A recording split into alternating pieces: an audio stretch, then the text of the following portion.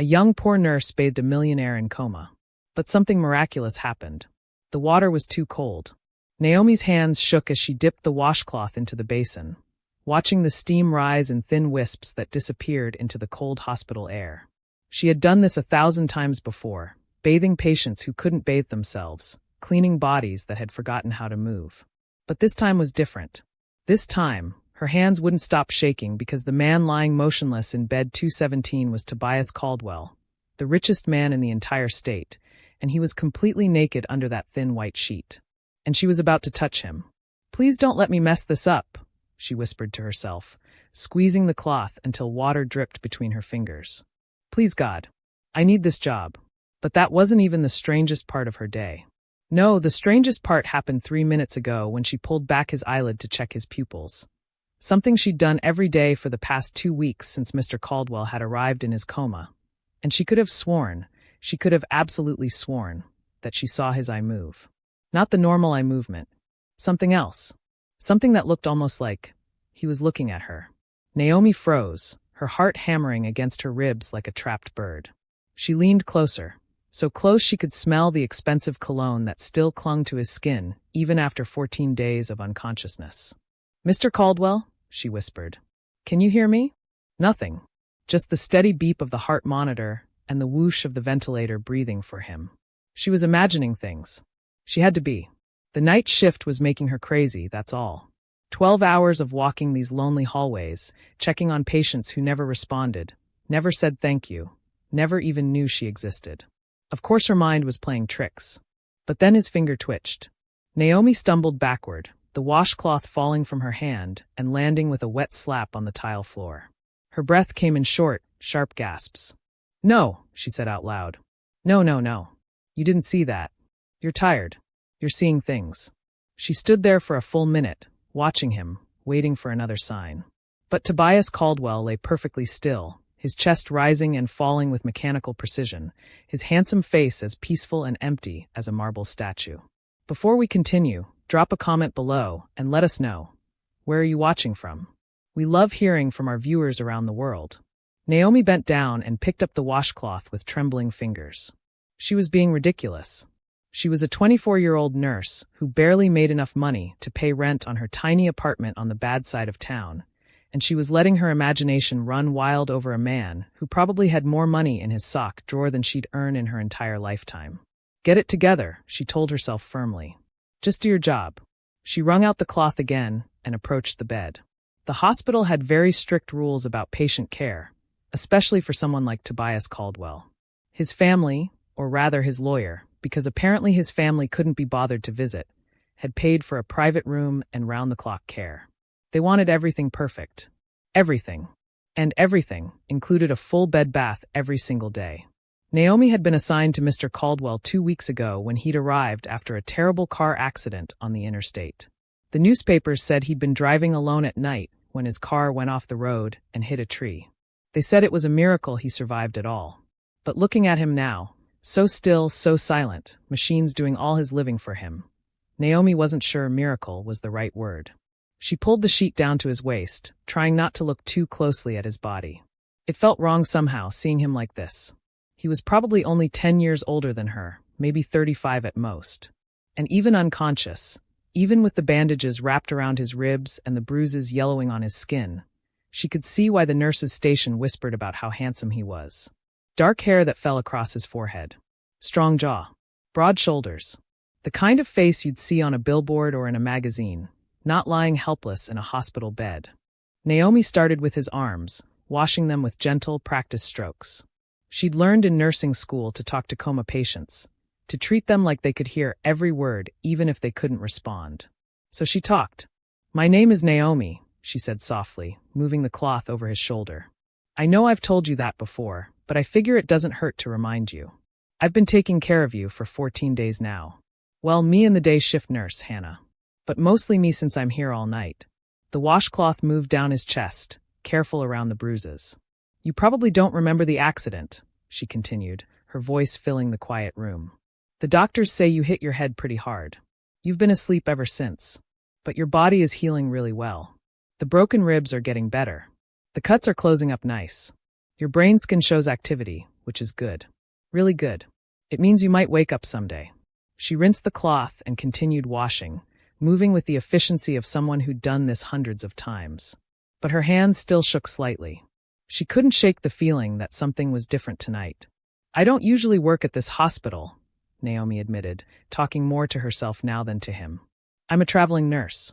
I go where they need me. This month it's Mercy General. Next month it might be somewhere else entirely. I don't really have a home, I guess. Just a little apartment I rent month to month. But that's okay. I don't need much. She paused, the cloth hovering over his stomach. Why was she telling him this? He couldn't hear her. He didn't care about her sad little life. But the room was so quiet, and she was so tired, and sometimes it helped to pretend someone was listening. I became a nurse because of my mama, she said softly. She got sick when I was 16. Cancer.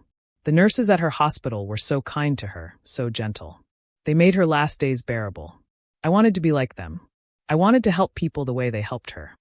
Naomi blinked back sudden tears. Even after 8 years, talking about her mama still hurt like a fresh wound.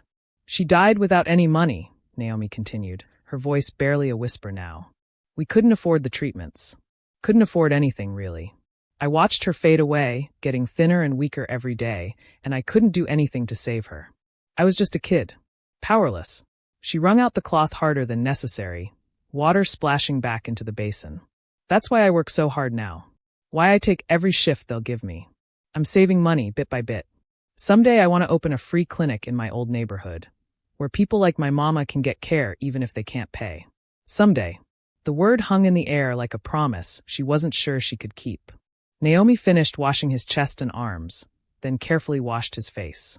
This was always the strangest part. Touching someone's face felt so intimate, so personal. She traced the cloth along his jaw, over his cheeks, across his forehead where a fading bruise spread like a shadow. You have a nice face, she said without thinking, then immediately felt her cheeks burn hot with embarrassment. I just mean you look peaceful. That's all. She was talking to a man in a coma about his looks. She really was losing her mind. Naomi moved to the foot of the bed to wash his legs, working her way up from his feet. The night shift supervisor, Mrs. Chun, had reminded her earlier to be especially thorough tonight. Apparently Mr. Caldwell's lawyer was coming by in the morning to check on him, and everything had to be absolutely perfect. Must be nice, Naomi muttered, having people who care enough to send lawyers to check on you. Your family hasn't visited once, you know. Not once in 2 weeks. The day nurse Hannah says you have a brother, but he's never come by. Too busy, I guess. Too important. She shook her head, squeezing the washcloth a little too hard. I don't understand rich people. You have all the money in the world, all the time in the world, and you can't even visit your own brother in the hospital? If I had family, I'd. She stopped herself. What was the point? She didn't have family. Her mama was gone. Her daddy had left when she was 3. She had nobody. Just like the man lying in front of her, really. Rich and powerful, but alone. Maybe they weren't so different after all. Naomi was just finishing his legs when she heard footsteps in the hallway outside. Heavy footsteps. Too heavy to be one of the nurses. She quickly pulled the sheet back up over Mr. Caldwell's body and grabbed the basin, her heart suddenly racing. No one was supposed to be on this floor at this hour except medical staff. Visiting hours had ended at 8 o'clock, and it was well past midnight now. The footsteps stopped right outside the door. Naomi held her breath, watching the door handle. Slowly, it began to turn. The door opened, and a man stepped inside. He was tall, well-dressed in an expensive suit despite the late hour, with salt and pepper hair and cold blue eyes that swept the room before landing on her. "Who are you?" he demanded, his voice sharp as broken glass. Naomi's mouth went dry. I'm Naomi, the night nurse. I'm just giving Mr. Caldwell his evening bath." At this hour? The man's eyes narrowed. He walked further into the room, and Naomi noticed he was carrying a leather briefcase. "I don't remember authorizing any nurse named Naomi. I was assigned to his care 2 weeks ago," Naomi said, trying to keep her voice steady even though her hands were shaking again. "Mrs. Chun, the night supervisor, she can verify." "I don't care what Mrs. Chun says." The man moved closer, standing between her and the door now. "I'm Marcus Caldwell, Tobias's brother, and I want to know exactly what you were doing to my brother." "Brother? This was his brother?" Naomi's mind raced.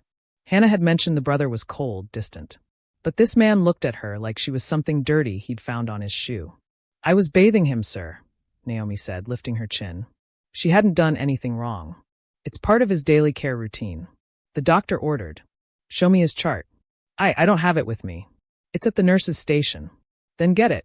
Marcus's voice was ice. "Right now." Naomi's hands tightened on the basin. Every instinct screamed at her to run, to get out of this room and away from this man's cold stare. But she couldn't leave Mr. Caldwell alone with him.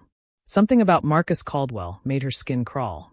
"With respect, sir, I can't leave a patient during their bath," Naomi said carefully. "If you'd like to wait outside, I can finish and then get the chart for you." "I said get it now." Naomi flinched at his sudden shout. The basin slipped from her hands and crashed to the floor, water spreading across the tile in a growing puddle. And in that moment of chaos, of water splashing and Naomi gasping and Marcus Caldwell's face turning red with anger, Tobias Caldwell's eyes opened. Not just opened. They snapped open, wide and alert and terrified, and his hand shot out and grabbed Naomi's wrist with a grip so tight she cried out in pain and surprise. His mouth opened. The ventilator tube prevented any sound, but his lips moved, forming words she could read clear as day. "Help me. Subscribe to this channel to support our growth." The room exploded into chaos. Marcus lunged forward, his face twisted with something Naomi couldn't quite name. Was it shock? Fear? Or something darker? But before he could reach the bed, Naomi did something she'd never done in her entire nursing career. She screamed. Not a quiet gasp or a startled yelp. A full-throated, piercing scream that echoed down the empty hospital corridors like a siren. "Help! Somebody help!" Tobias's grip on her wrist tightened even more, his eyes wild and desperate, darting between her face and his brother's. His whole body was trembling now, fighting against the ventilator tube, against the 4 lines, against 2 weeks of complete stillness. His other hand clawed at the tube in his throat, gagging, panicking. "Stop!" Marcus shouted, reaching for his brother. "Stop moving, you'll hurt yourself." But Naomi was faster. She yanked her wrist free from Tobias's grip and threw herself between the 2 brothers, her small body a barrier between the bed and Marcus. Her heart hammered so hard she thought it might burst right out of her chest. "Don't touch him," she said, her voice shaking but fierce. "Stay back." Marcus's eyes went ice cold. "You have no idea what you're doing, girl. Get out of my way." "No." Naomi's hands were trembling violently, but she stood her ground. Behind her, she could hear Tobias choking on the ventilator tube, his feet kicking weakly at the sheets. "He's awake. He needs medical attention. I'm calling the doctor." "You're not calling anyone." The words hung in the air like poison. Naomi stared at Marcus, her brain struggling to process what she was hearing. Why wouldn't he want her to call for help? His brother was waking up from a coma.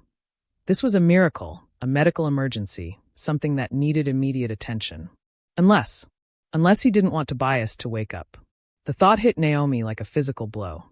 She looked at Marcus's face, really looked, and saw something there that made her blood run cold. His jaw was clenched tight. His hands were balled into fists. And his eyes held no joy, no relief, no happiness that his brother was finally conscious. Only anger. "Oh my God," Naomi whispered. "You don't want him to wake up. You." She never got to finish the sentence. The door burst open and Mrs. Chin rushed in, followed by 2 other night nurses and Dr. Martinez, the on-call physician. They must have heard her scream from the nurse's station. "What's going on here?" Mrs. Chin demanded, her sharp eyes taking in the scene. The spilled water, Naomi's terrified face, Marcus standing too close to the bed, and Tobias. "Dear Lord in heaven," Dr. Martinez breathed. "He's awake." Everything happened so fast after that.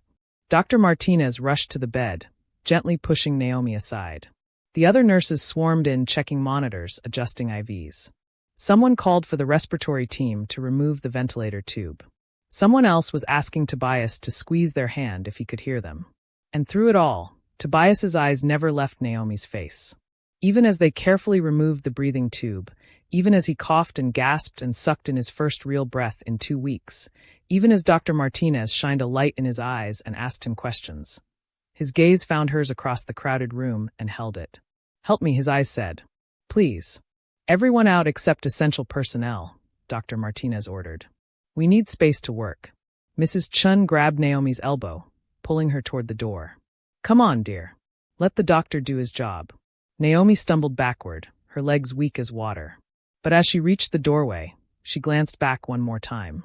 Marcus Caldwell was standing in the corner of the room, watching the doctor's work on his brother.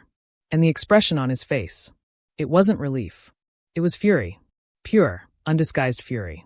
And when his cold blue eyes met Naomi's across the room, she saw something else there too. Something that made her stomach drop like a stone. A warning. Mrs. Chen pulled her out into the hallway and closed the door behind them. The older woman's hand was shaking as she smoothed down her uniform. "Naomi, sweetheart, are you all right?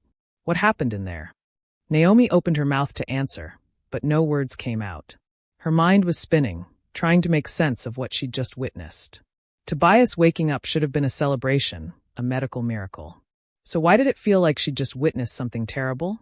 I was giving him his bath, she finally managed to say. And then Mr. Caldwell, the brother, he came in and started yelling at me. And then Tobias his eyes opened. He grabbed my wrist. He looked so scared, Mrs. Chen. Like he was terrified. Terrified of what? I don't know. But Naomi lowered her voice, glancing at the closed door. "Mrs. Chen, something's not right." The way his brother reacted when Tobias woke up, it wasn't normal. He was angry, and he told me not to call for help. Mrs. Chen's eyebrows shot up. He what? He told me not to call anyone. He didn't want me to get the doctor. The two women stared at each other in the fluorescent hallway light. Through the closed door, they could hear muffled voices, Dr. Martinez asking questions, the steady beep of monitors, the sound of organized medical chaos.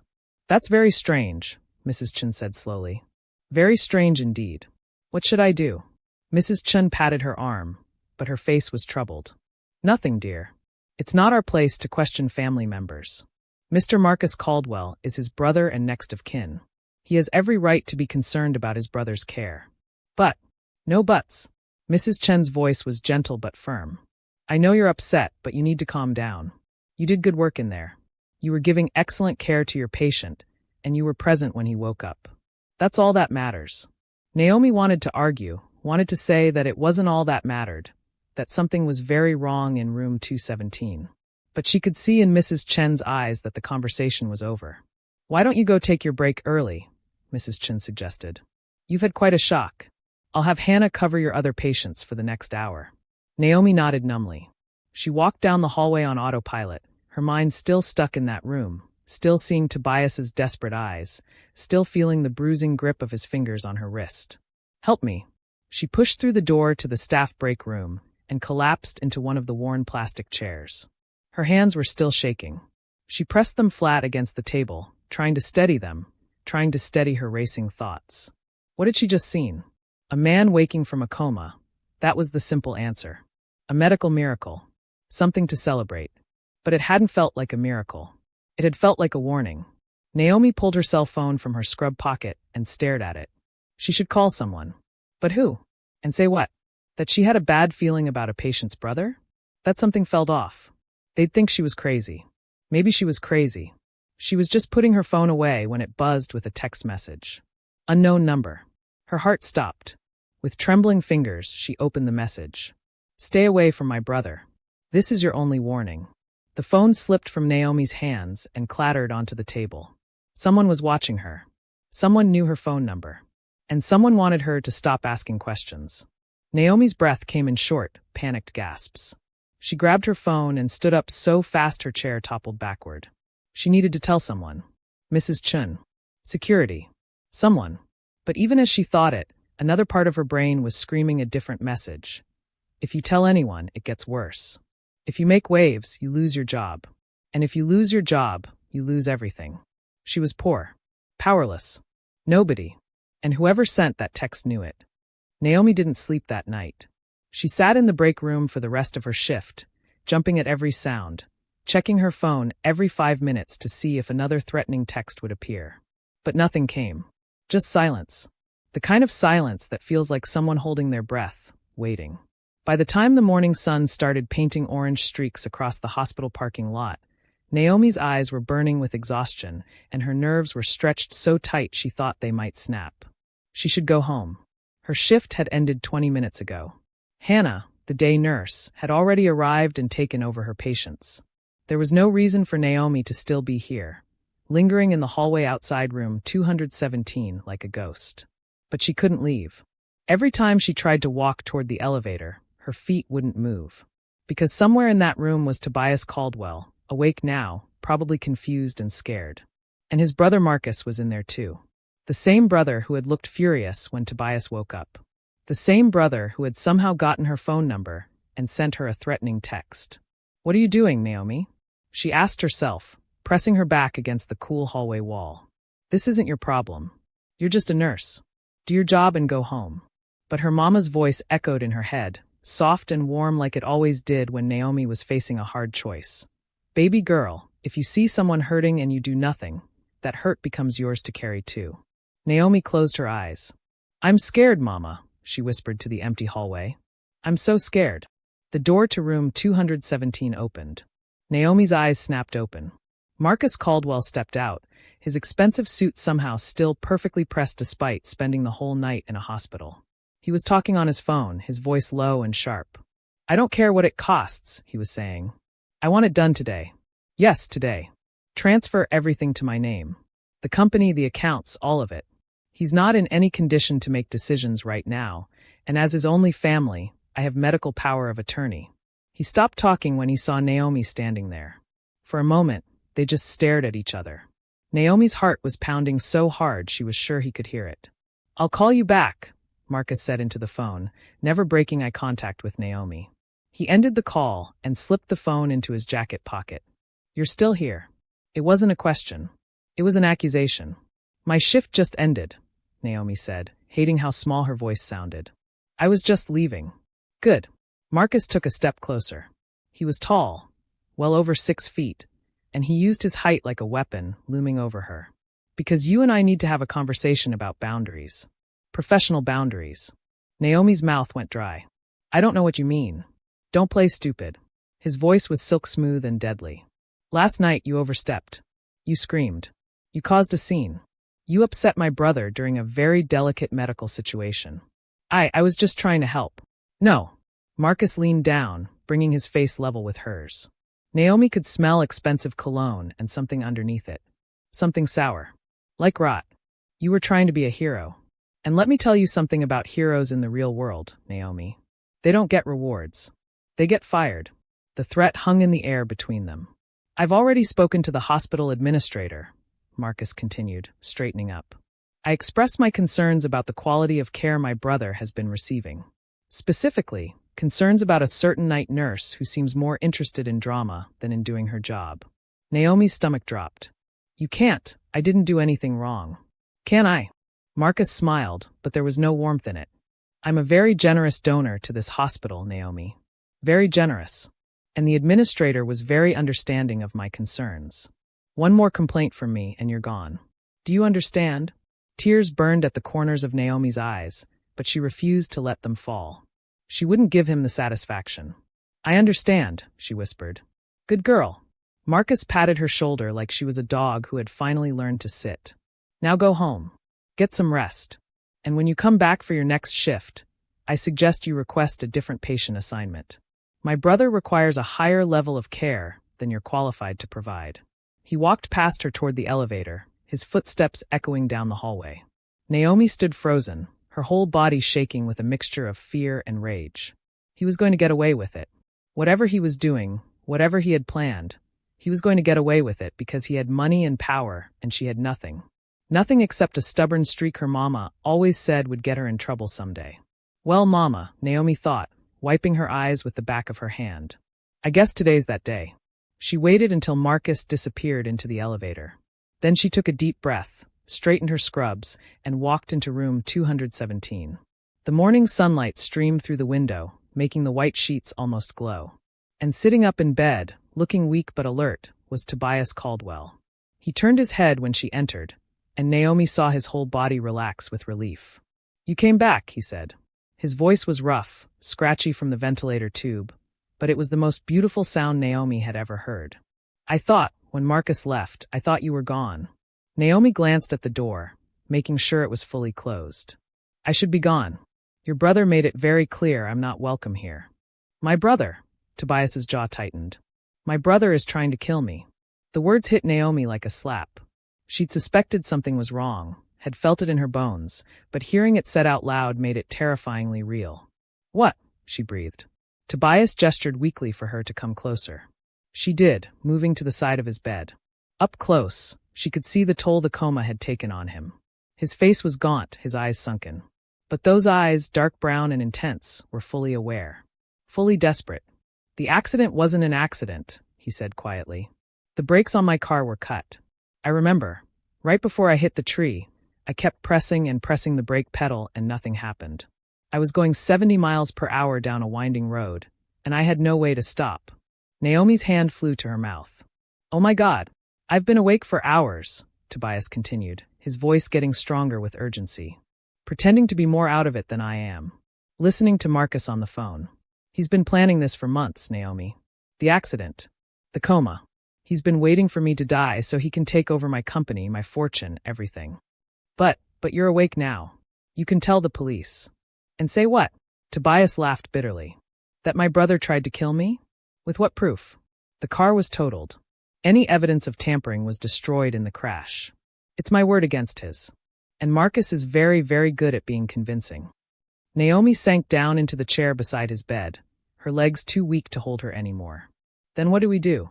Tobias looked at her, really looked at her, and something shifted in his expression. "We," he repeated softly. "You don't have to do anything. You don't even know me.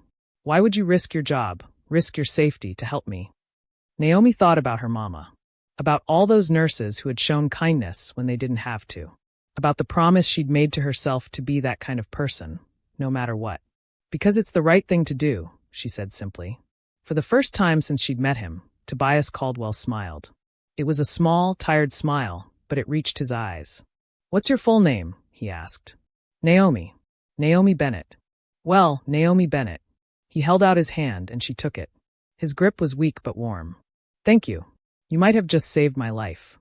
"Don't thank me yet," Naomi said, though her heart was racing for an entirely different reason now.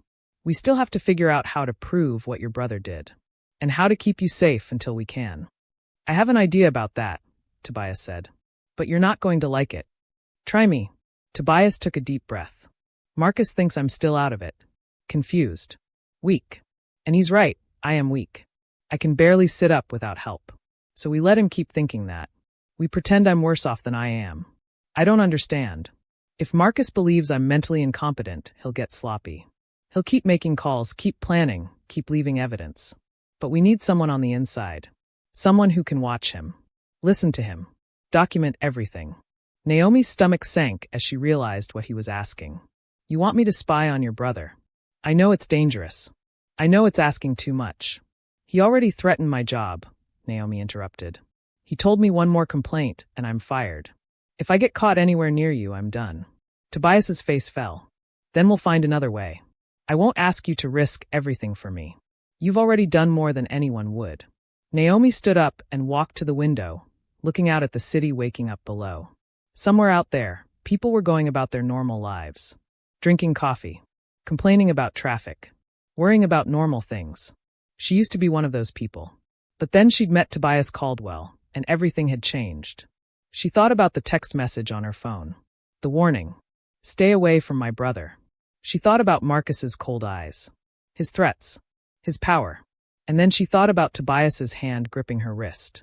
"Help me." "Okay," she said, turning back to face him. "I'll do it." Tobias's eyes widened.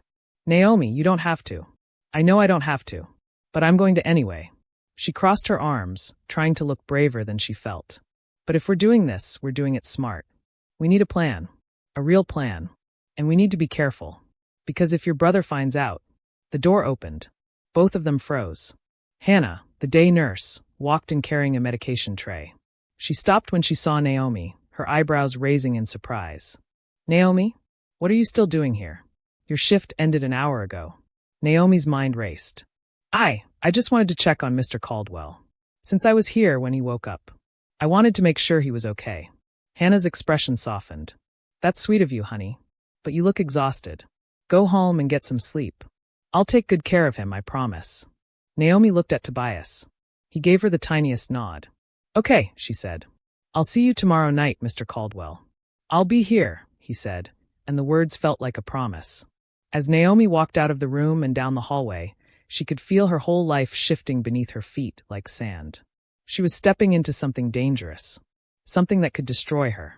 But for the first time in years, she felt truly alive. Her phone buzzed. Another text from the unknown number. I warned you. Subscribe to this channel to support our growth. Naomi's hands were shaking so badly, she could barely turn the key in her apartment door. The text message burned in her mind like a brand. I warned you. 3 simple words that meant Marcus knew she'd gone back into Tobias's room. He was watching her. Somehow, someway, he knew every move she made. She stumbled inside her tiny apartment and locked the door behind her, then checked it twice more to make sure. The deadbolt, the chain, everything secure. But it didn't make her feel any safer. Her apartment was barely bigger than Tobias's hospital room. Just a small studio with a kitchenette in one corner and a bathroom so tiny you had to stand sideways to close the door. The paint on the walls was peeling. The carpet was stained. The heater only worked half the time. But it was hers. The only thing in the world that belonged to her. And now even this small space didn't feel safe anymore. Naomi collapsed onto her lumpy couch and pulled out her phone with trembling fingers. She stared at the threatening text, reading it over and over until the words blurred together. Should she call the police? Tell them someone was threatening her? But what would she say? That a rich man's brother was watching her because she helped his brother wake up from a coma? They'd think she was paranoid. Crazy. And even if they believed her, what could they do? The text came from an unknown number. There was no proof it was Marcus. No proof of anything. That's what made this so terrifying. Marcus was smart. He'd covered his tracks perfectly. Naomi was just about to put her phone down when it rang, the sudden sound making her jump so hard she almost dropped it. Unknown number. Her heart stopped. She stared at the screen, watching it ring once, twice, 3 times. Answer it or ignore it. If it was Marcus, what would he say? Would he threaten her more? Would he? Against every screaming instinct in her body, Naomi answered. Hello, Naomi? Oh, thank God. The voice wasn't Marcus. It was Tobias, and he sounded panicked. Listen to me very carefully. You need to get out of your apartment right now. Naomi's blood turned to ice. What? How did you get this number? I asked Hannah for it. Told her I wanted to thank you personally. That doesn't matter right now. Listen, after you left, I heard Marcus on the phone again. He was talking to someone about you. About where you live. Naomi, I think he's sending someone to scare you. To warn you off for good. But I'm already home. I just got here. Then you need to leave. Right now. Don't pack anything. Just grab your keys and go. Naomi stood up, her whole body trembling. Go where? I don't have anywhere to go. I don't have family, I don't. A sound outside her door made her freeze mid-sentence. Footsteps in the hallway. Heavy. Deliberate. Getting closer. Naomi. Tobias's voice was urgent. What's wrong? Someone's outside, she whispered, backing away from the door. Someone's in the hallway. The footsteps stopped right outside her apartment. Then came the knock. 3 slow, heavy pounds that made her entire door rattle. Naomi, get out of there now. Is there a back exit? A fire escape? Anything. She looked around wildly. Her apartment was on the 3rd floor. There was a window, but it only led to a 3-story drop. No fire escape. No back door. Just the one entrance, and someone was on the other side of it. Another knock. Harder this time. Naomi Bennett? A man's voice, rough and cold. I know you're in there. I just want to talk. Don't open it, Tobias said in her ear. Don't say anything. Call 911 right now. If I call the police, they'll hear me, Naomi whispered, moving toward the window. He'll know. The door handle started to turn. Naomi's breath caught in her throat. She'd locked it. She knew she'd locked it. But the handle was moving anyway, jiggling, testing. The lock's not going to hold, the man outside said, almost conversationally. These old buildings? Cheap locks. I could break through in about 30 seconds. So why don't you save us both the trouble and open up? I just want to deliver a message from Mr. Caldwell. That's all. Naomi looked at her phone, at Tobias's name on the screen. Then she made a decision. She opened the window. Cold January air rushed in, making her gasp. 3 stories down, the alley behind her building was dark and filled with garbage bins. If she jumped, she'd break both her legs. At best. But the fire escape from the apartment next door was only about 6 feet away. If she could just reach it. The sound of splintering would made her spin around. The door was cracking. One more hit, and it would give way completely. "Naomi, what are you doing?" Tobias's voice was frantic in her ear. "Talk to me." "I'm sorry," she whispered. "I have to go." She dropped the phone on the windowsill, climbed out onto the narrow ledge, and didn't let herself think about how high up she was, or how far the fire escape was, or how absolutely insane this was. She just jumped. For one terrible second, she was flying through empty air, the ground rushing up to meet her heart in her throat, and a scream locked behind her teeth. Then her hands caught the metal railing of the fire escape. Pain exploded through her shoulders as her full weight jerked against her arms. Her feet scrambled for purchase on the metal grating, slipping, catching, slipping again. Below her, a garbage can clattered. She must have kicked it during her jump. Behind her, from her apartment, she heard the door finally give way. Heard heavy footsteps entering. Heard the man's voice, angry now. "Where is she?" Naomi didn't wait to hear more. She climbed down the fire escape as fast as her shaking legs would carry her, her breath coming in gasping sobs.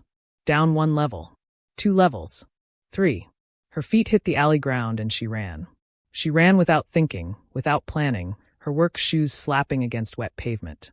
She ran past closed shops and sleeping houses, past streetlights and parked cars, ran until her lungs burned and her legs felt like jelly and she couldn't run anymore. Finally, she collapsed against the wall of a 24-hour laundromat, gasping for air. Inside, an elderly woman folding clothes looked at her with concern through the window, but Naomi just shook her head and tried to smile like everything was fine. Everything was not fine. She'd just escaped from a man who broke into her apartment. She had no phone, she'd left it on the windowsill. No purse. No money. Just the clothes on her back and the keys in her pocket. And nowhere to go. Naomi slid down the wall until she was sitting on the cold sidewalk, hugging her knees to her chest. What was she supposed to do now? She couldn't go back to her apartment. Couldn't go to the hospital. That's the first place they'd look for her. Couldn't call anyone because she didn't have a phone. She was completely alone. "Excuse me, miss? Are you all right?" Naomi looked up. A police officer stood over her, his hand resting on his belt, his face creased with concern. For a split second, relief flooded through her. The police. She could tell him everything. About Marcus, about the threats, about the man who broke into her apartment. But then reality crashed down. What proof did she have? The text messages were on her phone, which was still in her apartment. The man who broke in was probably long gone by now. And if she accused Marcus Caldwell, one of the richest men in the state, of trying to kill his brother, they'd think she was crazy. Worse, Marcus would know she'd talked. And next time, he wouldn't just send someone to scare her. "I'm fine," Naomi heard herself say. Just tired from my shift. I'm a nurse. I was just resting for a minute." The officer studied her face, clearly not convinced. "It's 3 a.m. Not a safe time for a young lady to be sitting on the street alone." "I know. I'm sorry. I'll head home now." She stood up on shaking legs and started walking, feeling the officer's eyes on her back. She walked 3 blocks, turned a corner, and kept walking until she was sure he wasn't following. Then she stopped under a flickering streetlight and let the tears come. She cried for her mama, who would have known what to do. Cried for her little apartment that didn't feel safe anymore. Cried because she was so scared and so alone, and she'd made such a terrible mistake thinking she could help Tobias Caldwell. She was nobody, just a poor nurse with nothing and no one. What made her think she could fight a man like Marcus? Naomi wiped her eyes with the back of her hand and took a shaky breath. She needed to think. Needed a plan. She had about $40 in her apartment. Not that she could get it now. She had her keys, which meant she could get into the hospital if she went through the staff entrance. The hospital. Tobias was at the hospital. The thought came to her like a lifeline. Tobias knew what was happening. He'd tried to warn her. And he was the only person in the entire world who would believe her story. Naomi started walking again, this time with purpose. The hospital was 6 blocks away. She could make it. She had to make it. As she walked through the dark, empty streets, one thought kept repeating in her mind like a prayer. Please let him still be awake. Please let him be okay. Please. Because if something had happened to Tobias while she was running for her life, if Marcus had made his move while she was gone. Naomi walked faster, her heart pounding. The hospital loomed ahead, all lit-up windows and humming machinery. Naomi slipped through the staff entrance using her ID badge, praying nobody would stop her, and ask why she was here in the middle of the night on her day off. The hallways were quiet, just the occasional nurse passing by on their rounds. Naomi kept her head down and walked straight to room 217. The door was closed. She pressed her ear against it, listening. Inside, she could hear voices. Two of them. Marcus and Tobias. "Don't understand," Tobias was saying, his voice weak and confused. "Where's my company? My accounts? What do you mean everything's been transferred?" "I told you, brother." Marcus's voice was smooth as silk. "You've been in a coma for 2 weeks. You weren't capable of making decisions. Someone had to take control. But you said it was temporary. You said when I woke up. Plans change." There was a rustling sound, like papers being shuffled. "I have documents here that show you signed over power of attorney to me 6 months ago. Your signature. Your lawyer as witness. All perfectly legal." "That's impossible. I never signed anything." "Are you sure?" Marcus's voice dropped lower, more dangerous. "You've been through quite an ordeal, Tobias. The accident. The coma. Your memory isn't exactly reliable right now. The doctors say you might never fully recover your mental faculties." "That's a lie." "Is it? Because from where I'm standing, you seem very confused. Unstable, even. Making wild accusations about your own brother." There was silence. Then Tobias spoke again, his voice barely a whisper. "You're not going to get away with this." Marcus laughed. It was the coldest sound Naomi had ever heard. "I already have, brother. And there's nothing you can do about it. You're weak. You're alone. And after I make a few calls to the right doctors, you'll be declared mentally incompetent. They'll move you to a long-term care facility where you can spend the rest of your life in peace. Doesn't that sound nice? You're going to have me locked up. I'm going to make sure you get the care you need. It's what any loving brother would do." Naomi's hand was on the door handle before she realized what she was doing. She couldn't just stand here and listen to this. She had to do something. The door opened from the inside. Marcus Caldwell stood in the doorway, looking down at her with those cold blue eyes.